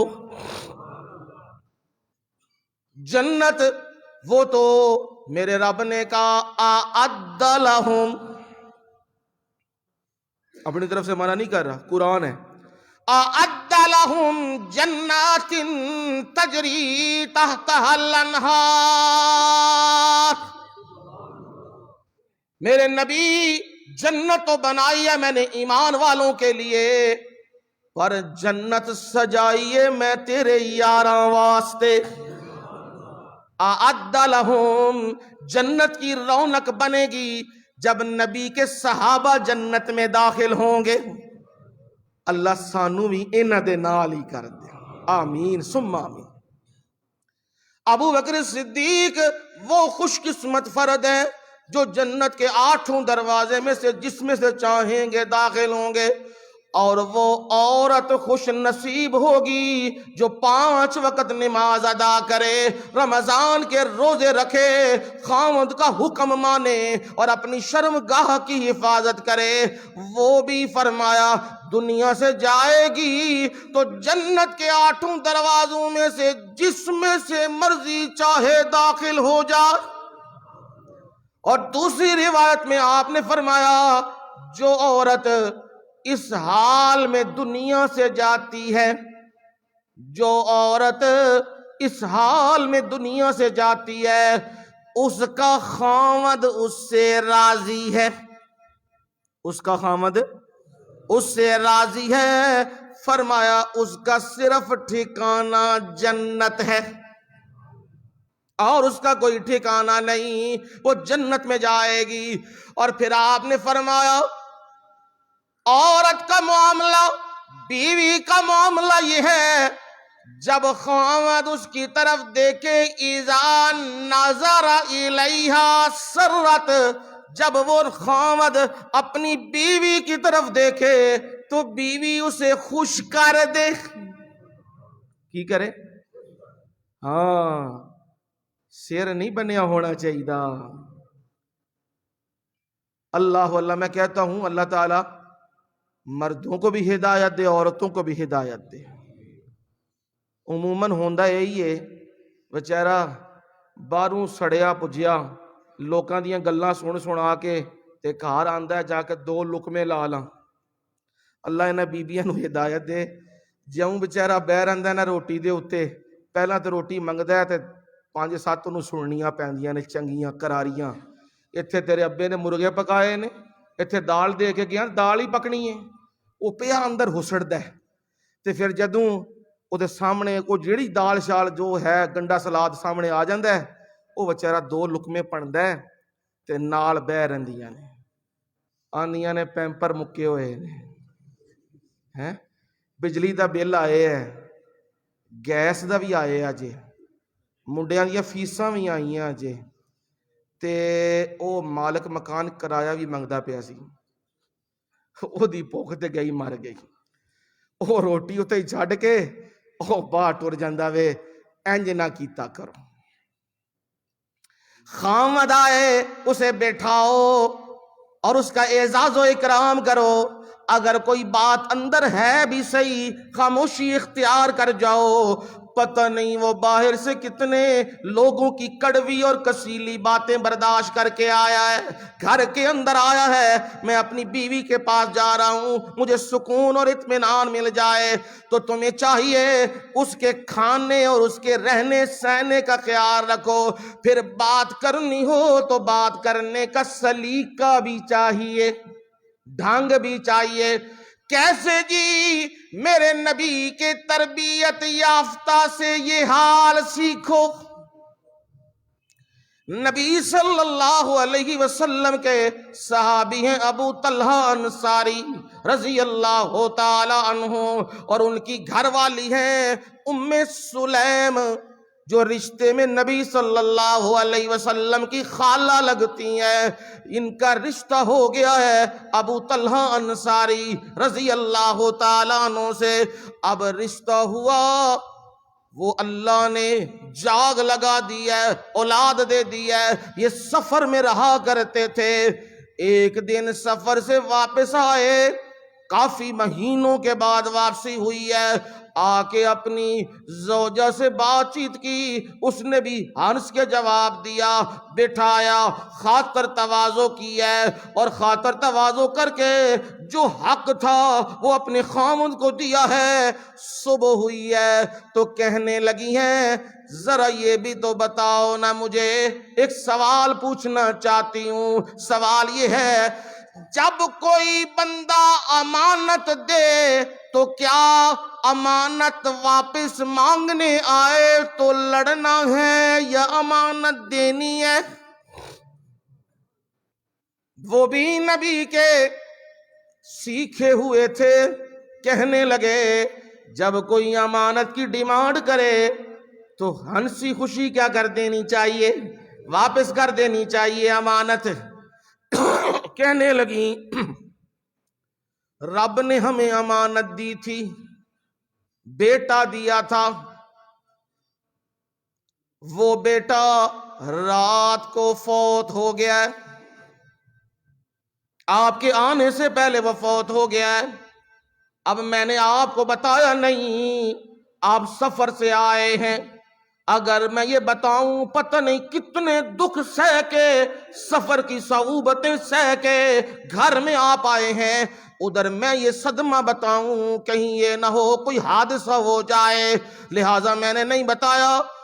حضرت ابو طلحہ انصاری غصے میں آ گئے، ہائے میں رات تک گھر میں رہا اور میرے بچے کی میت پڑی رہی، تو نے مجھے بتایا کیوں نہیں؟ تو نے بڑا ظلم کیا ہے۔ نبی صلی اللہ علیہ وسلم کے پاس دونوں میاں بیوی چلے گئے ہیں، جا کے ابو طلحہ انصاری نے جب یہ بات کی ہے، نبی صلی اللہ علیہ وسلم نے فرمایا نہ ابو طلحہ ناراض نہ ہو اس سے، اس نے بڑے سلیقے والا کام کیا ہے۔ اور میرے مرشد نے دعا کی، سبحان اللہ، میرے مرشد نے دعا کی، تسلی دی اور دعا کی، اللہم بارک فی لیلتہما، اے اللہ ان دونوں کی رات میں برکت نازل فرما دے۔ یہ دعا کی ہے، میرے رب نے دعا کی لاج یوں رکھی ہے، اللہ نے اس کے بعد انہیں 9 بیٹے دیے ہیں، 9 بیٹے دیے، وہ 9 کے 9 حافظ، قاری اور عالم۔ یوں رب نے میرے نبی کی دعا کی لاج رکھی ہے۔ یہ ہے سلیقہ اور ڈھنگ۔ عورتوں کو بھی چاہیے مردوں کو فوراً کوئی بات نہ بتلایا کریں، اس سے معاملہ کیا ہوگا، یا لڑائی کا معاملہ بن جائے گا یا کوئی اور معاملہ کھڑا ہو جائے گا۔ صبر کرنا چاہیے، مناسب وقت کا انتظار کرنا چاہیے، پھر اپنے خاوند سے بات کرنی چاہیے۔ فرمایا صلی اللہ علیہ وسلم، نبی نے یہ فرما دیا، او لوگو اتقوا فی النساء، عورتوں کے معاملے میں اللہ سے ڈرنا، عورتوں کے معاملے میں اللہ سے ڈرنا۔ وَاسْتَحْلَلْتُمْ، ان کو اللہ نے حلال کیا ہے تم پر چند کلمات کی وجہ سے، تم نے قبول کہا تو یہ تم پر حلال ہو گئی ہے۔ اب تم ان سے ظلم اور زیادتی کرنا، انہیں مارنا پیٹنا، انہیں گالیاں نکالنا، یہ مردوں کا کام نہیں ہوتا۔ مرد اچھا وہی ہوتا ہے جو توازن رکھے، ماں کو ماں کا مقام دے، بہن کو بہن کا مقام دے، بیوی کو بیوی کا مقام دے، بھائیوں کو بھائیوں کا مقام دے۔ یہ مقام، یہ رتبہ، یہ درجہ وہ دے تو توازن رہتا ہے۔ پر خیال کرنا، یہ معاملہ خیال کرنا، بیوی کو اللہ نے تعلق تو بنایا ہے، پر یاد رکھنا اگر یہ تعلق اللہ اور اس کے رسول کے مقابلے میں آ جائے پھر کیا کرنا ہے؟ پھر آ کے کہنا ہے حضرت جی مسئلہ تے پتا سی، میں سانو معلوم ہے ٹھول نہیں مارنا، نچ گاں نہیں کرنے شادی تے، یہ سانو گل پتا سی، پر میں کدے ہتھوں مجبور ہاں؟ ہے جی، بیوی دے ہتھوں مجبور ہاں، اولاد دے ہتھوں مجبور ہاں؟ نہ بھائی نہ، ان کے ہاتھوں مجبور نہیں ہونا۔ حیا ہمیشہ رکھنی ہے رب کے حکم کی، اور رب نے تمہیں بتایا یہ چوتھا تعلق ہے جو تم نے سنا، ازواجکم، تمہاری بیویوں کا تعلق ہے، اس تعلق کو بھی تم نے صحیح استعمال کرنا ہے، لڑائیوں میں نہیں، جھگڑوں میں نہیں، حیا اور شرم سے اور اچھے تعلق رکھنے ہیں۔ خاوند کو چاہیے وہ اپنی بیوی کے حقوق کا خیال رکھے، بیوی کو چاہیے وہ خاوند کے حق کا خیال رکھے، کسی غیر مرد سے اس کی عزت کو پامال نہ کروائے، اس کے بستر کو خراب نہ کرائے۔ یہ عورت کا حق ہے، اس کے بچوں کی حفاظت کرے، اس کے بچوں کی تربیت کرے اور گھر کے اندر رہے۔ اگر ایسی حالت میں عورت رہے گی، فرمایا صرف اتنا ہی فاصلہ ہے جنت میں جانے کا، بس روح نکلنے کی دیر ہے، اتنا ہی فاصلہ ہے۔ اور اگر نافرمانی، تو نبی صلی اللہ علیہ وسلم نے فرمایا عائشہ صدیقہ طیبہ طاہرہ، میں تمہاری عورتوں کی کثرت دیکھ رہا ہوں، مجھے دکھایا گیا جہنم کا مناظر، وہاں تمہاری عورتوں کی کثرت تھی، زیادہ عورتیں جہنم میں جا رہی تھیں۔ پوچھنے لگیں اللہ کے نبی وجہ کیا ہے؟ آپ نے فرمایا تکفرن العشیر، تم اپنے خاوندوں کی نافرمانی کرتی ہو، خاوندوں کی نافرمانی کی وجہ سے کثرت کہاں جا رہی ہے؟ جہنم میں۔ اب خلاصہ کلام یہ نکلا، اللہ نے خاوند اور بیوی یہ تعلق بنایا ہے، جائز تعلق بنایا ہے، اس میں رحمت بھی رکھی ہے اور محبت بھی رکھی ہے۔ ان دونوں کو چاہیے ایک دوسرے کا احترام رکھیں، مشاورت رکھیں اور اپنی اولاد کی تربیت صحیح کریں۔ یہ بیویوں کا کردار ہے۔ بقیہ انشاءاللہ عشیرتکم، رشتہ داروں کا حق کیا ہے، زندگی رہی تو اگلے جمعے، وما علینا الا البلاغ المبین۔